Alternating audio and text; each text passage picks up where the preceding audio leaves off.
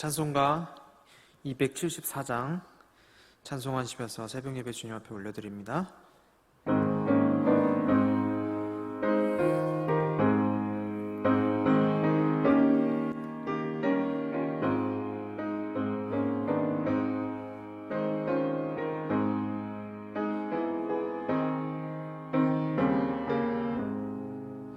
나 행한 것 죄뿐이니 주 예수께 비옵기는 나의 몸과 나의 맘을 깨끗하게 하옵소서.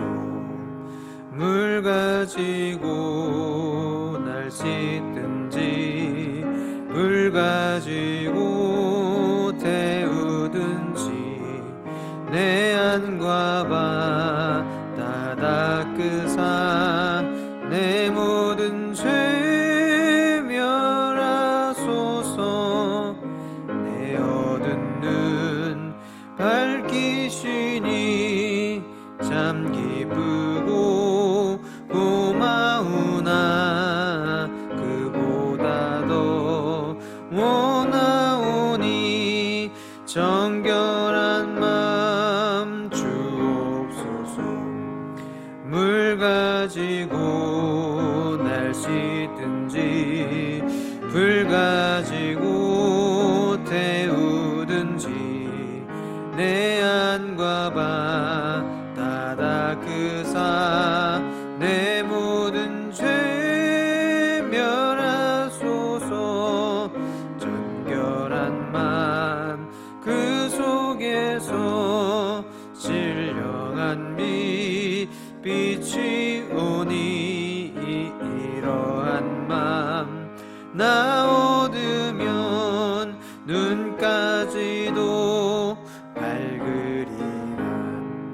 물 가지고 날 씻든지 불 가지고 태우든지 내 안과 바다 닦으사 내 모든 죄 멸하소서.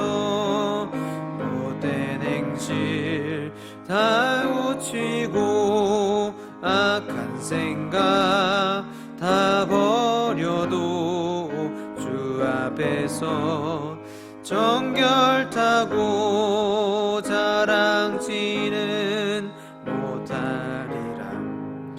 물 가지고 날 씻든지 불 가지고 태우든지 내 안과 바다 닦으사 내 모든 죄 멸하소서. 아멘.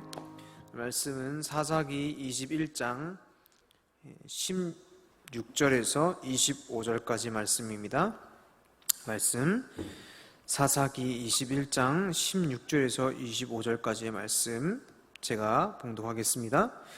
회중의 장로들이 이르되 베냐민의 여인이 다 멸절되었으니 이제 그 남은 자들에게 어떻게 하여야 아내를 얻게 할까 하고 또 이르되 베냐민 중 도망하여 살아남은 자에게 마땅히 기업이 있어야 하리니 그리하면 이스라엘 중에 한 지파가 사라짐이 없으리라.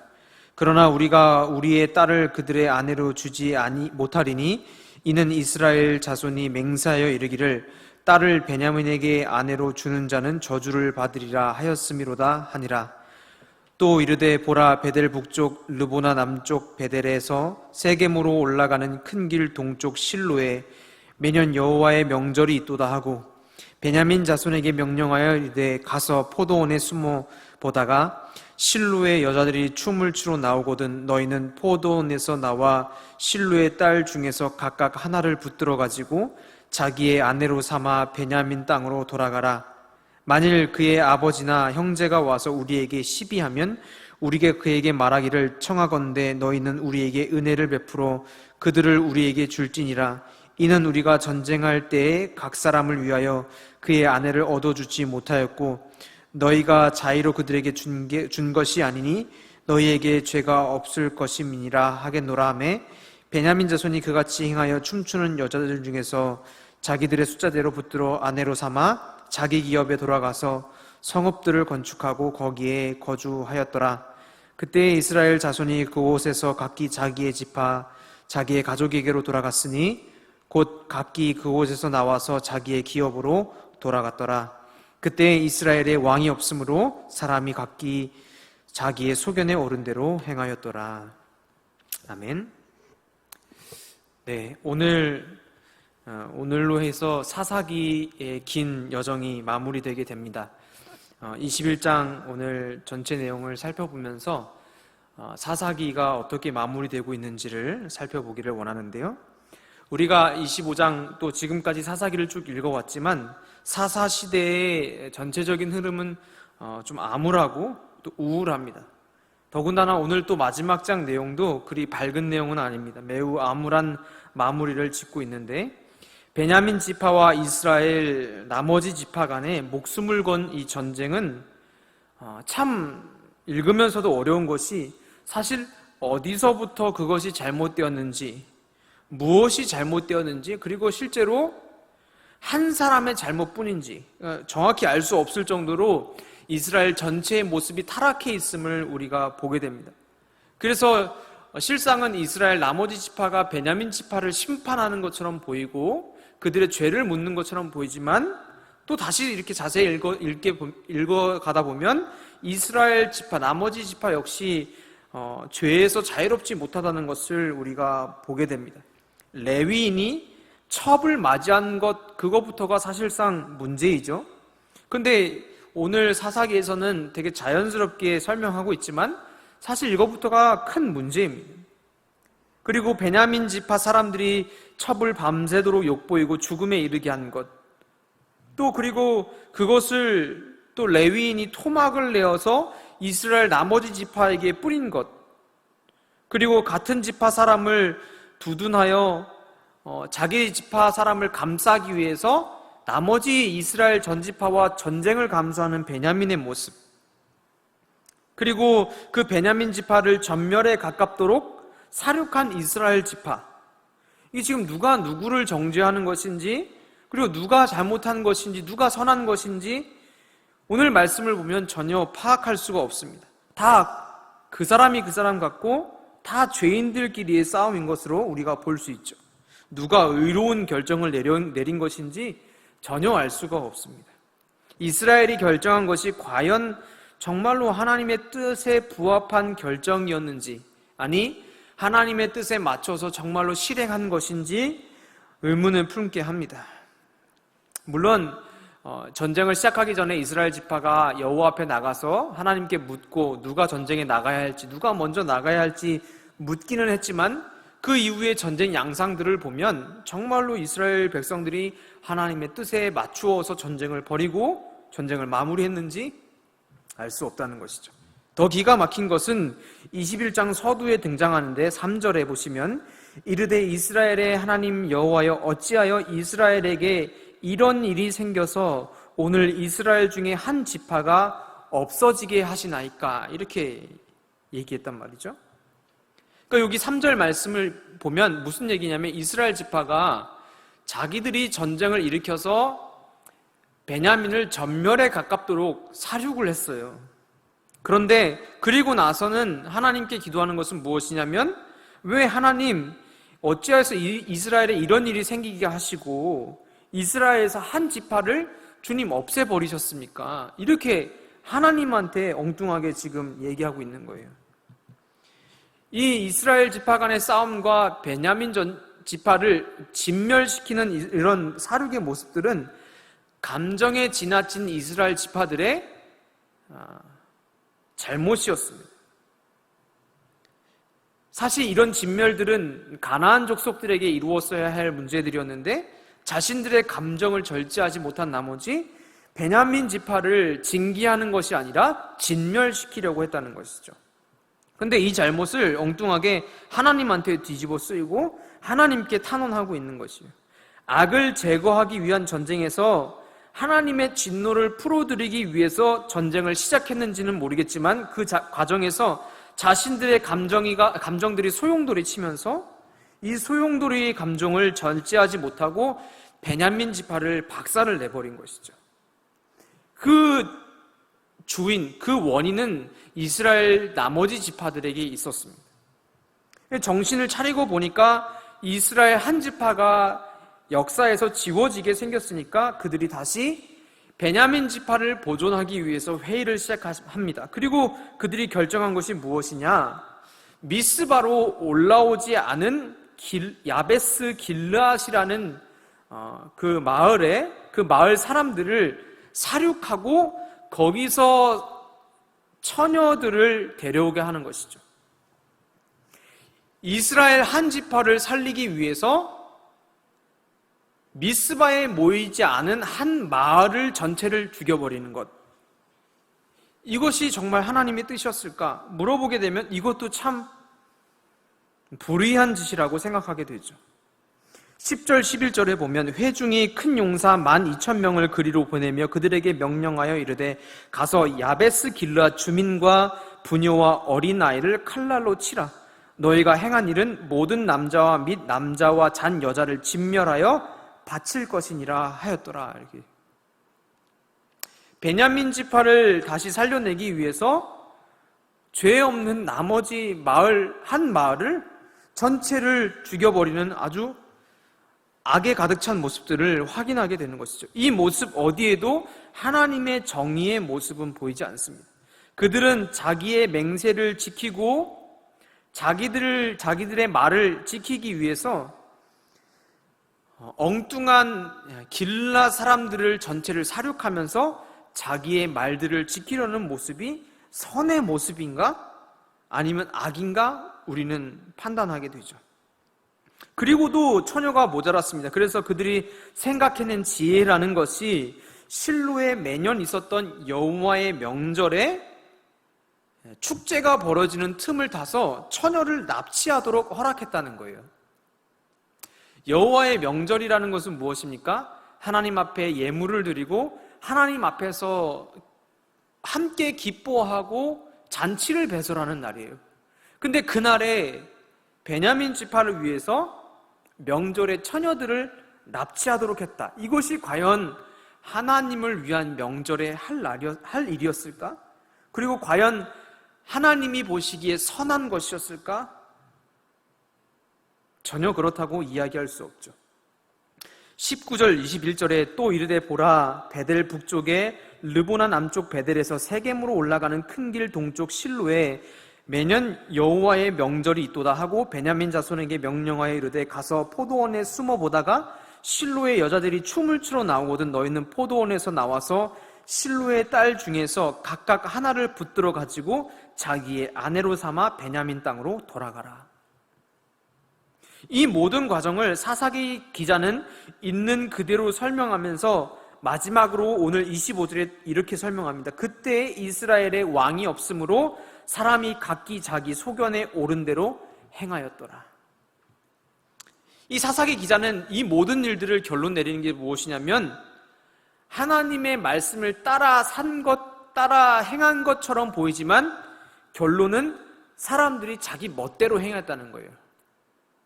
이 있는 여러 가지 사건들을 있는 그대로 나열하면서 이스라엘 족속들은 자기들이 하나님을 위해서 모든 것을 행한 것처럼 이야기했지만 사사기 기자는 결론 내리기를 자기 소견에 옳은 대로 행하였다 이렇게 얘기하는 거예요. 이렇게 사사기는 어처구니 없는 죄악의 이야기로 마감됩니다. 오늘 본문을 통해서 우리는 하나님의 법을 존중하지 않고 자기들의 종교적 열심을 따라 자기 소견에 옳은 대로 행했던 이스라엘이 어디까지 악랄해질 수 있는지를 보게 되는 장면이죠. 세상에는 선한 목적으로 선한 명분을 가지고 그 명분을 가지고 어떤 과정에서 불법을 행하는 경우들이 참 많습니다. 오늘 이스라엘의 모습들이 딱 그러하죠. 이러한 논리가 사람들을 설득할 수 있을지는 몰라도 하나님의 공의 앞에서는 절대로 용인될 수 없다는 것을 기억해야 합니다. 목적을 위해서 과정에서 불법을 저지르는 모습들을 하나님이 선하다고 인정해 주실까? 아니라는 것이죠. 그런데 이스라엘 백성들은 이런 일들을 행하고도 하나님의 나라와 하나님의 영광을 위한 일을 했다고 착각하고 있는 것이죠. 그리고 그 일에 굉장한 열심을 냅니다. 오늘 본문 어디를 보아도, 이리 보고 저리 보아도 하나님의 백성처럼 보이는 사람들이 없어요. 이스라엘 지파라고 얘기했지만 하나님의 자녀라고 볼 수 있는 장면들이 전혀 등장하지 않습니다.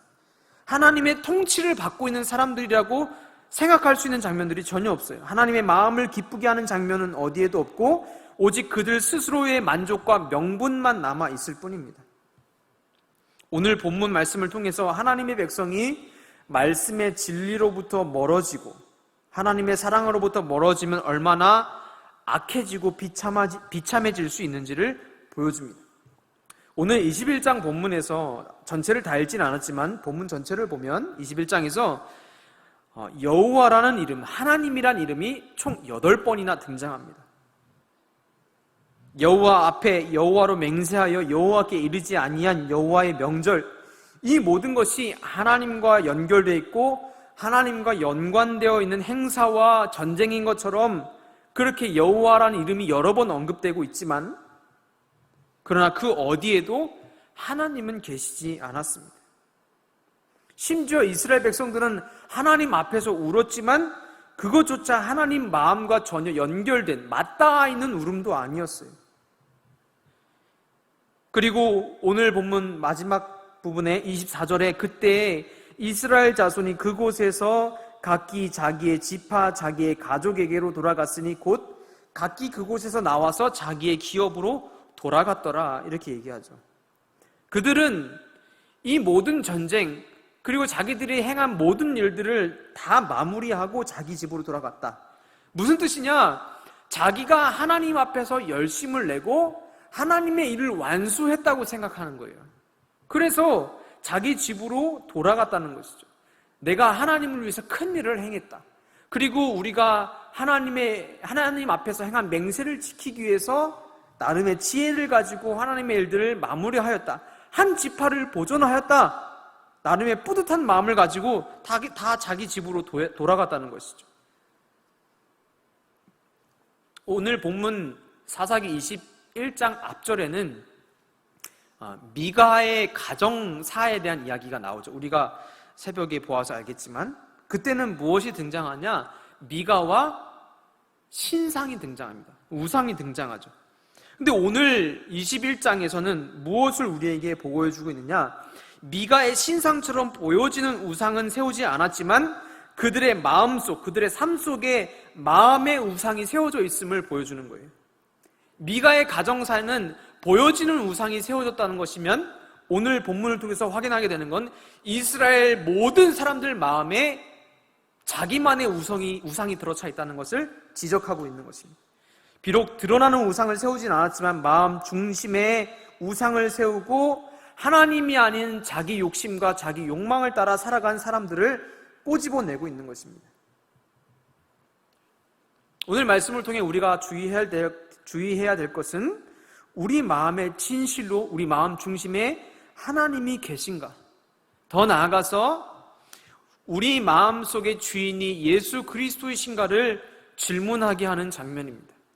이스라엘 많은 백성들은 하나님의 이름을 부르고 하나님의 이름을 위하여 행하였고 하나님의 나라를 위해서 하나님의 영광을 위해서 그 일들을 했지만 정작 그들 마음 중심에는 하나님이 계시지 않았어요. 그 마음 중심엔 자기가 주인 되었고 자기 생각이 우선시 되었던 것을 보여주고 있는 것이죠. 내가 생각한, 내가 재단한 하나님, 그들 마음에는 그것이 있었어요. 우리 마음에도 그런 것이 있지 않은지 생각해야 됩니다. 내 삶을 바칠 예수 그리스도를 모시고 계신가? 아니면 내가 만들어낸 하나님을 모시고 살아가고 있는가? 우리가 신앙생활 하다 보면 어느새 하나님을 향한 어떤 진실한 마음은 거두어지고 그 마음에 의례적이고 형식적인 것들이 남아있게 될 수도 있습니다. 우리는 그럴 때마다 정말로 내 마음 중심에 예수 그리스도께서 계신가? 내 삶을 바칠 나의 주인이신 예수님을 따라 살고 있는지를 늘 물어보며 걸어가게 되시기를 주님의 이름으로 축복합니다. 사랑하는 성도 여러분, 하나님의 말씀에 민감하지 않으면 늘 말씀을 우리의 삶의 기준 삼지 않으면, 그리고 하나님의 뜻을 구하며 살지 않으면 어느샌가 나도 모르게 이스라엘 지파의 모습들이 우리의 삶에 녹아져 있다는 것을 기억해야 됩니다. 정말 하나님이 원하시는 것은 무엇인지 기도하면서 늘 말씀 앞에서 걸어가야 합니다. 그냥 하나님을 믿는다, 나는 그리스도인이라 라는 그런 말뿐으로 삶을 살아내기는 어렵습니다. 진정으로 하나님이 기뻐하는 것은 무엇인지, 진실로 하나님의 백성답게 사는 것은 무엇인지, 그리고 내가 하나님의 뜻을 쫓아 살아가고 있는 그 과정도 하나님이 기뻐하고 계시는지, 결과뿐만 아니라 하나님의 일들을 이뤄내는 모든 과정 속에 하나님의 섭리와 계획이 녹아져 있는지 늘 우리는 순간순간을 기도하며 걸어가야 될 줄로 믿습니다. 사사기의 모습을 통해서 우리는 이 모습들을 반면교사로 삼고 늘 하나님과 연결되며 내 생각보다 하나님의 뜻을, 말씀을 우선하며 하나님의 인도하심을 따라 살게 되시기를 주님의 이름으로 축복합니다. 악은 모양이라도 버리는 그런 계포의 모든 성도들이 되셨으면 좋겠습니다. 이스라엘의 이 모습은 신앙인들이 타락하면, 신앙인들이 주님을 주인으로 고백하지 않으면 언제든지 벌어질 수 있는 일들을 사사기에서 기록하고 있는 것입니다. 사사기의 마무리가 이렇게 어둡고 암울하게 되어 있는 것은 우리로 하여금 늘 경계하고 조심하여서 깨어서 기도하라고 우리에게 주신 본문으로 여러분 받아들이시기를 바랍니다. 그리스도인은 언제든지 방심하지 말고 언제든지 깨어서 끝날까지 주님을 바라보며 달려가야 한다는 사실을 우리에게 깨우쳐주고 있는 것입니다. 왜냐? 언제든지 우리는 넘어질 수밖에 없는 약한 존재들이기 때문입니다.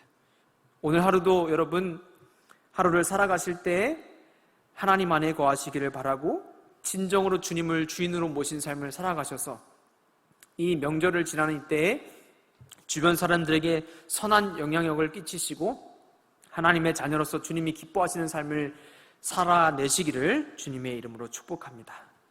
기도하겠습니다.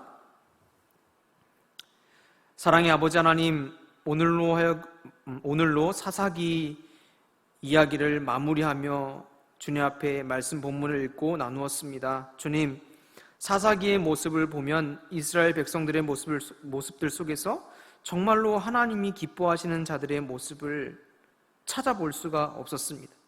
그들은 하나님이 원하시는 삶을 살아가겠다고 하나님이 원하는 전쟁을 이루어낼 것처럼 이야기했지만 실상 거기엔 하나님이 계시지 않았고 자기들의 욕망, 자기들의 소견에 옳은 것으로 자기들이 결정하였던 것을 우리가 보게 됩니다.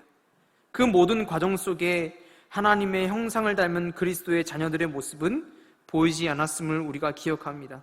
주님, 이런 모습들이 어느샌가 우리의 모습과 닮아있지는 않은지 우리가 주의를 기울이게 하여 주시고 우리는 늘 주의를 기울이며 민감하게 말씀을 따라 살며 하나님이 기뻐하시는 길로 걸어갈 수 있도록 늘 깨어있는 삶을 살아갈 수 있도록 우리를 붙잡아 주옵소서. 이 명절을 지나가는 이 모든 과정 속에서도 우리 주님을 의지하게 도와주시고 주변 사람들에게 선한 영향력을 끼치게 도와주시고 하나님의 자녀답게 모든 과정과 모든 결과가 선한 것으로 주님이 기뻐하시는 과정들로 이루어질 수 있도록 주님 역사하시고 인도하여 주옵소서.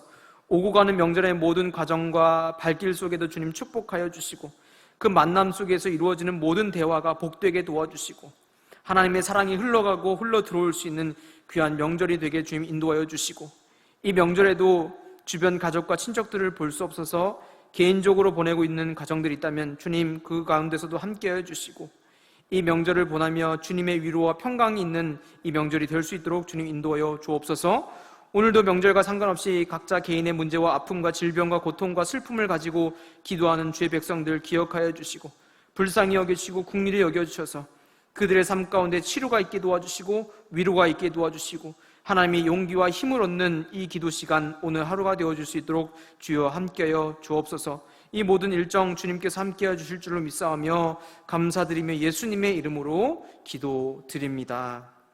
아멘. 각자 기도하시겠습니다.